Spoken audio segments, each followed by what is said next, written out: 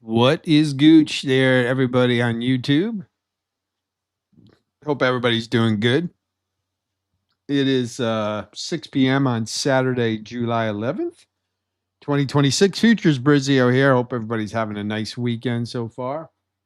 And I dropped a video yesterday talking about range bars. So go back and watch that video if you didn't already see it. And range bars are just a different way of looking at candles. And like I said, I don't want to rehash the whole video because it was a long video where I went through all about what range bars are and how you can use them. And yesterday I talked mostly about Forex, but just really briefly, again, range bars are based on they paint based on price, not on time. Okay, so if you're looking at this chart right here, the candlestick chart on the right are regular candlesticks set to a 1 hour, I believe. Let me see. Hold on. Yeah, 2 hour time frame. Okay. So it happens to be the wheat, the chart of wheat futures. And again, it's a 2 hour time frame, regular candlestick chart, right? So every candle is 2 hours based on time. The one on the left in the red and green are range bars. And like I said, range bars paint only when price moves a predetermined amount that you set. So what they call a range interval. Okay. Now, yesterday I showed you about using it on Forex using a 250 or 500 setting on the range interval. Now, again, I don't want to rehash the whole thing, but for swing trading and longer term holds on Forex, I found that that's the best setting, the higher settings. And I also said that how you set this interval on these range bars really depends on how you like to trade. If you like to scalp, you need to use a very low range setting so that it paints candles after only a small number of movement, pips, ticks, points, whatever, depending what you're trading. If you're more of a swing trader or position trader, then you want to use a higher range interval because you're willing to be patient and let the market develop and you don't need to see the granularity. And so even though range bars are based on price and not on time, you can kind of correlate it in your mind if you're not familiar with them by thinking that the lower you set the range interval, the more that mimics certain time frames. Okay, so again, like a 500 setting, I think I showed you guys, kind of mimics like a day chart. A 250 setting mimics kind of like a 4 hour time frame. Okay, now it might be a little bit different on each market, each asset. You have to play around with it. Okay, but now, as you guys probably know, when I do my trade reviews for futures, I pretty much just day trade. Occasionally, I will hold them overnight. But for the most part, I day trade futures. So if I'm on a candlestick chart, regular candlestick chart, I'm looking at the 1 to 4 hour time frame. Okay, I might get my analysis on the 4 hour, enter on the 1 hour, or maybe a 15-minute, but for the most part, the 1 to 4 hour. Okay, so in looking at range bars on the left here, the red and green candles, I had to try to find something that was close. And so I settled on 15 to 20. So you can see right now, right where my pointer is, 20 R. So it's 20 ranges. Okay. So that's 20 ticks or, basically 2 points on this futures chart. So each one of these is 20 ticks or 2 points. Okay.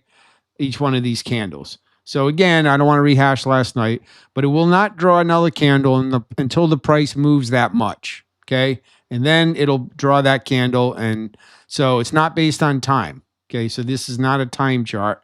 It only draws. So all these candles are the exact same size, whether they're red, green, whether they have wicks or not, they're all the same size.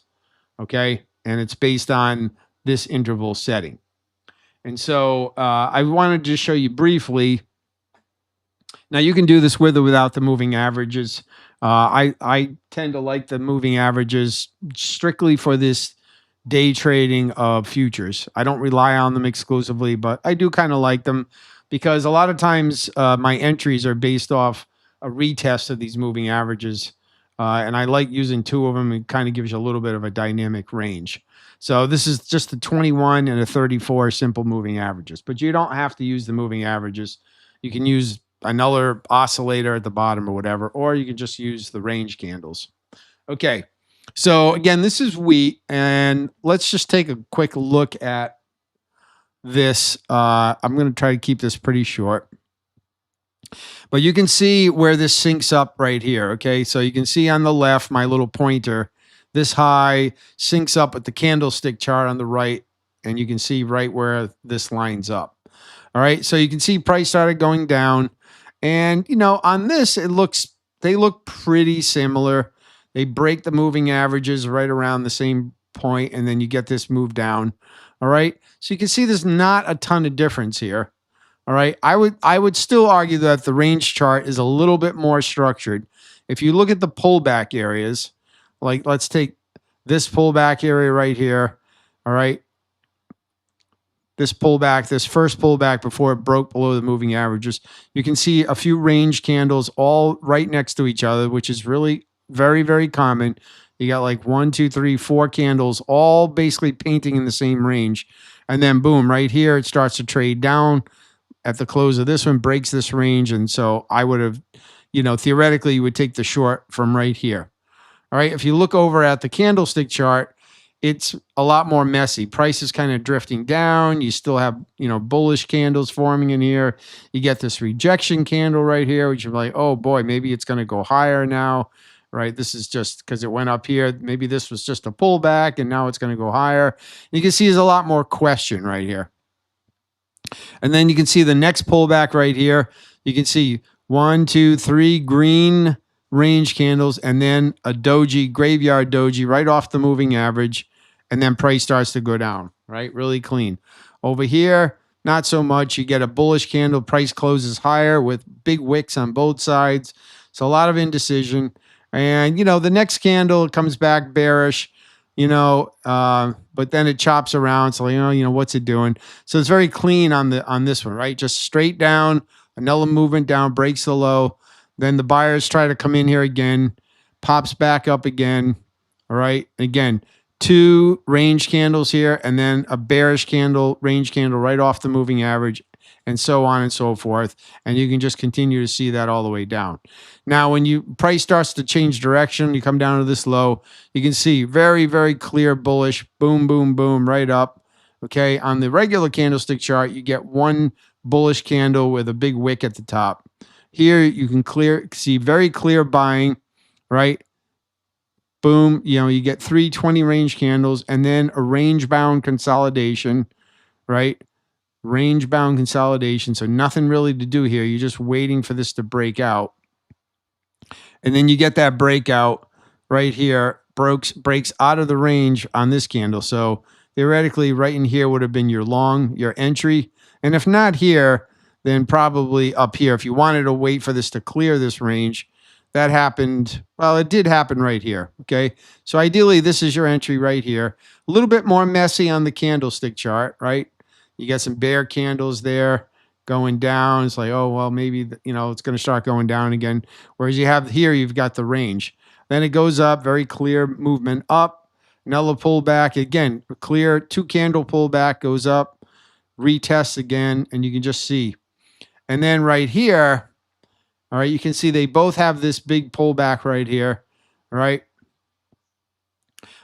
Maybe you entered short here, maybe not. I wouldn't have, just because the moving averages. You can see the moving averages actually were held a little bit better here. You did have one red candle break below here, but it snapped right back. If you look at the candlestick chart, we had multiple candles close well below this moving average, okay? So this might have looked more bearish over here, whereas the moving averages were more well respected on the range bar chart. And then we started to go up again.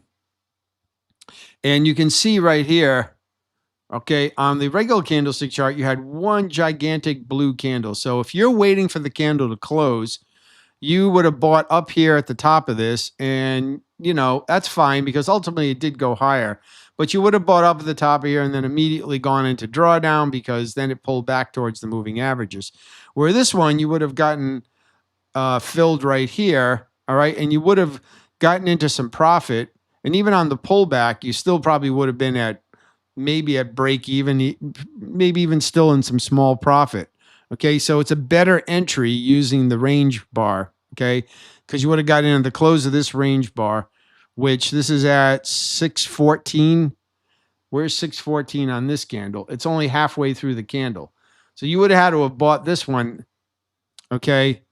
You would have had to have bought this candle halfway through. And if you're trading off the 1 hour chart, you're going to be buying this. Like I said, if you're waiting for the close, and you wouldn't have been buying it to way up here. Okay. So then there's a little quick pullback, one candle pullback, and then starts to go again. And again, what you see on the regular candlestick chart is one gigantic bullish candle that went from 618 all the way to 641. One giant candle. And if you can look over on the left now, look where that takes you on the range chart, way over here. Look at all these candles in between. So you could have gone long on this candle right here, bouncing off the moving average. And if not, then this one right here. And you would have had captured all of this right here long before this regular candlestick closed. Okay. All right. And then you can see where we're at now. We can see we're pulling back towards the moving averages again. Obviously, the market's closed. We don't know what it'll do next week. But this still looks, to be pretty bullish. So, we'll see if we get some continuation next week. Okay. But I just wanted to point out the difference. Sometimes they're very similar. Like this move down we talked about. But other times, I think the range candles definitely give you better structure and better entries often. Okay. Again, not always, but better, because it's going to paint a candle. It's not, you're not waiting for a time-based candle close. Okay. You're getting in as soon as you can see that bullish momentum, and it draws one of these candlesticks, range-based candlesticks, then you get in. So that's what's nice about it. So it makes the structure a little bit clearer, gives you better structure areas and range areas to trade out of. Okay. And it can potentially get you sooner entries too. Okay. On this up move here, you could have just held this, right? There'd be no reason to even think about getting out of this. Green, green, green, green, green, green. Then finally here we get a red one. So maybe you close it right here at the when this red one starts to paint, because it's suggesting a pullback, and this would have been a good time to get out of this. Okay. Now, ultimately, I think this probably will go up again, but in terms of a single trade, this is a good spot. Okay. All right. So that's mainly what I wanted to cover. Like I said, you can watch the video yesterday. We talked about Forex. And I think Forex, just because of how manipulated it can be and volatility, I think it's better to use Forex, to use the higher ones. But for day trading on futures, I think this works just fine. And we can do this on any of these. So this is soybean meal. Switch this one. Oh, we're still on the 2 hour chart. Let's go to the 1 hour. Okay.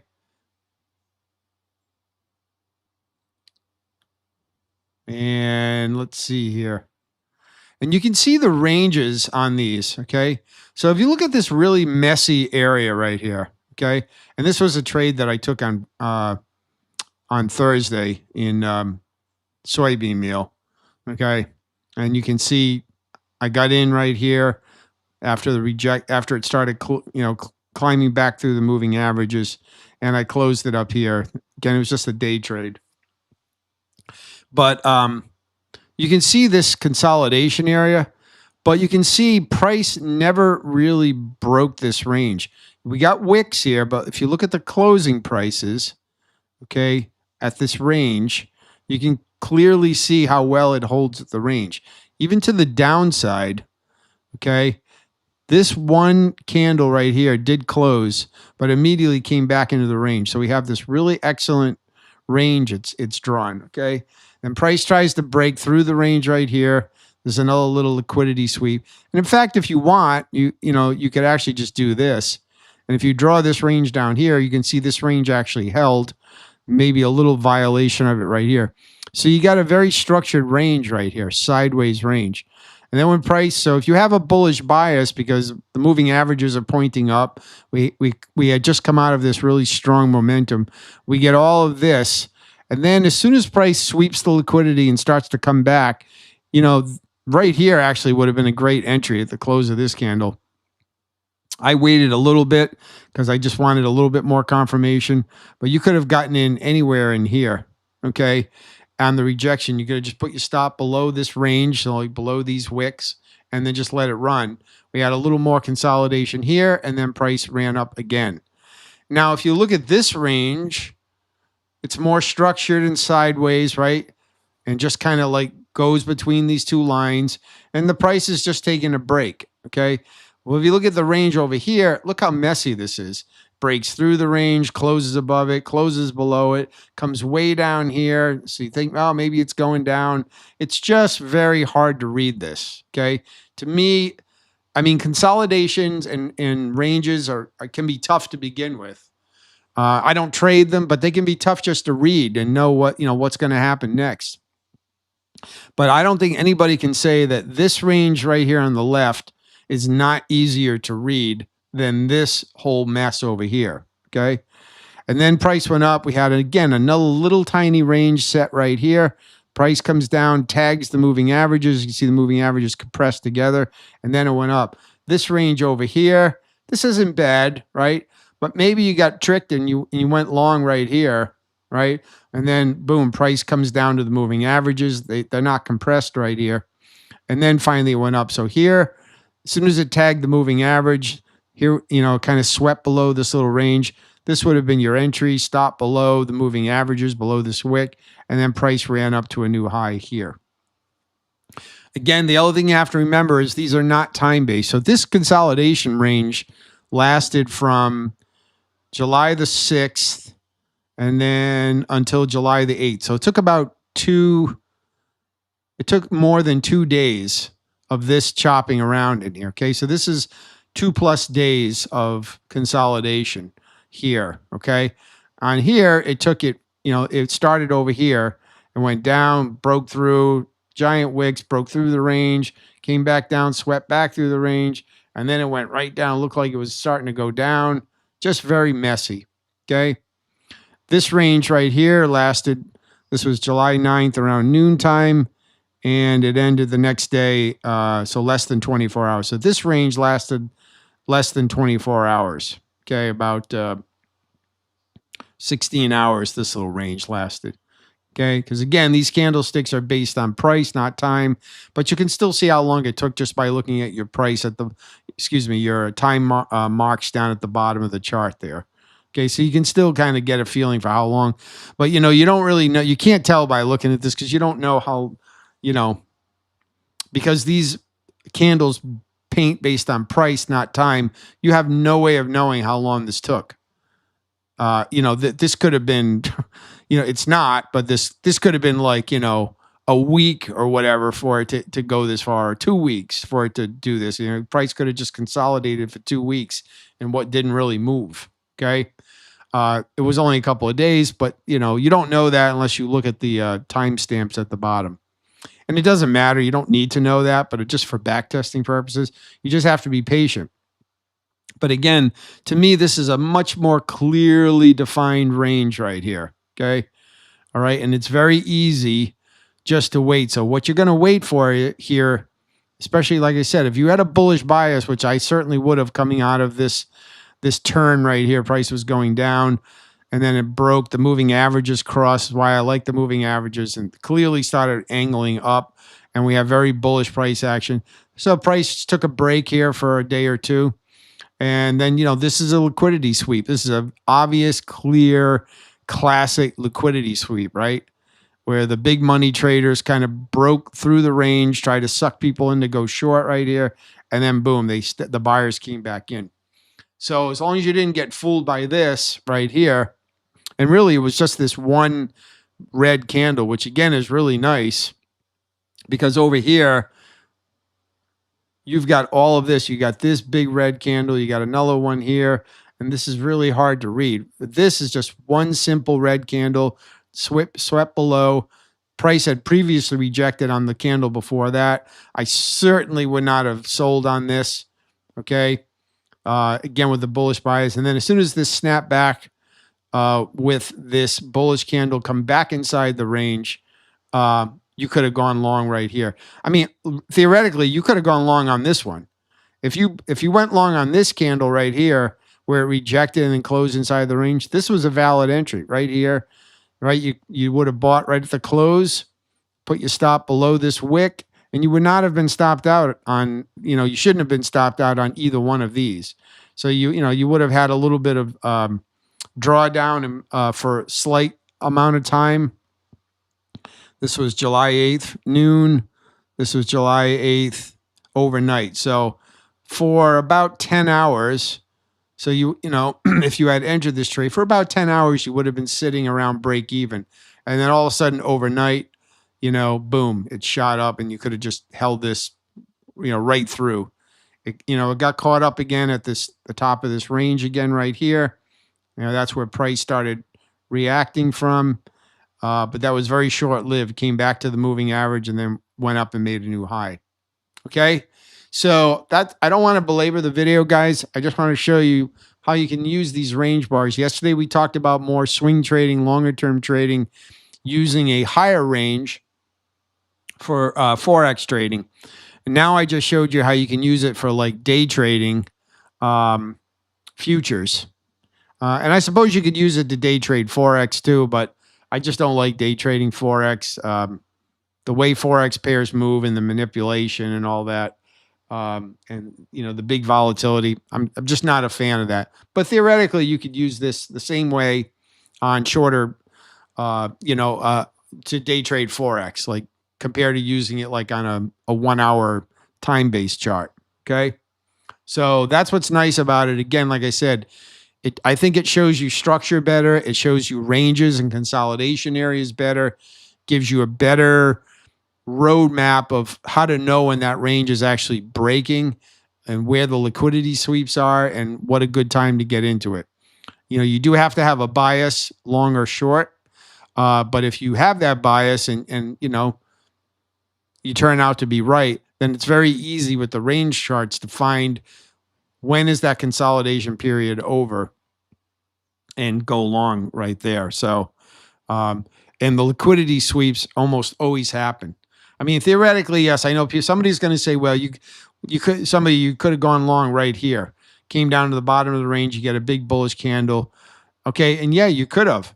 Now you would have started going into profit and then you would have come all the way back down and gone into drawdown right here. The question about this is if you went long here off the bottom of the range is where was your stop loss, right? And I've talked many times about not putting your stop loss too close, because if you put it just below this green candle, you would have been stopped out on one of these, okay? You would have had to have put your stop, further down. In this case, you would have had to put it back below the next, back this old resistance turn support right here.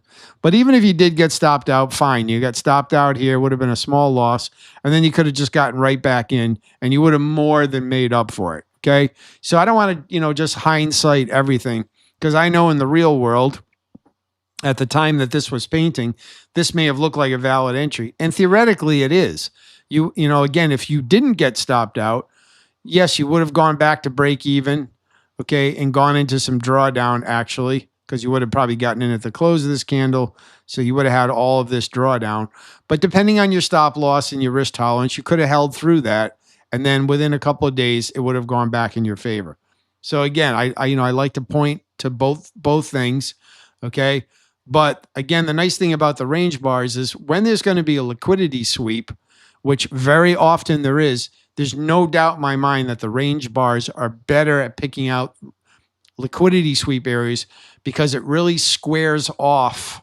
It squares off most of the consolidation area. And like I'm talking about squaring it off, right? This is like a rectangle, but I'm just using the term square, but it's very right angled here. And then when it comes down here and sweeps below, this is your trigger right here. Here's the liquidity sweep, trigger off all the stop loss orders below here, below this one, and then bam. Okay. So that's what's nice about it. I think it's much more visual. And I'm sorry, you can't tell me, you know, again, consolidation ranges are messy to begin with. They're tough. But you can't tell me that this is not better than this whole thing right here. You just can't. With all these weird looking candles and the fact that it's angling down, there's no real clear range here. Um, I just I don't see how you could say that this is not better, you know, as good as better can be in a messy consolidation. This really cleans it up. So that's why I like them. Again, better market structure areas, better consolidation and zones, better visualizations of, you know, liquidity sweeps and resumption of trends. And again, you don't need the moving averages, but in this case, the moving averages help you also, you know, keep you on track towards what the real trend is. So yeah, I'm going to leave it there, guys. I hope that was helpful. I'm not going to go through all these assets. It's the same thing for all of them.